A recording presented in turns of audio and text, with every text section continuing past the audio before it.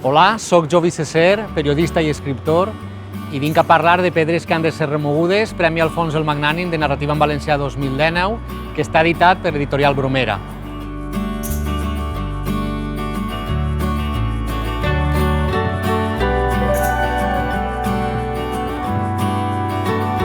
Pedres que han de ser remogudes és un recull de 8 relats on he intentat fer un homenatge al que és la narrativa negra.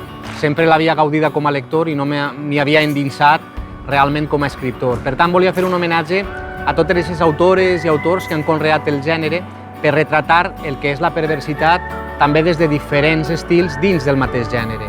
Comencem als Estats Units amb el que és un conte amb una estructura, diguem, de la literatura nord-americana, on els thrillers estan molt ben conreats, i acabem amb un relat que és el que dona títol al llibre i que està més ambientat a casa nostra en un conflicte que jo li he donat dimensió negra com és el de les fosses del franquisme.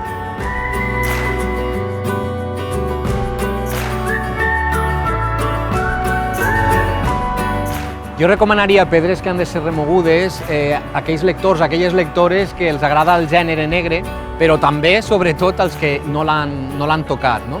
Perquè la meva intenció com a autor a l'hora de capbussar-me en el gènere era d'alguna manera doblegar-lo, forçar-lo i veure com modelava aquestes històries, no? Perquè realment no hem de dependre de les convencions dels gèneres, sinó que crec que el més interessant és adaptar-les al nostre currículum, no? Com a autors. I aquesta era un poc la meva intenció, per tant jo crec que és un llibre molt obert en quant a destinataris i sobretot molt negre.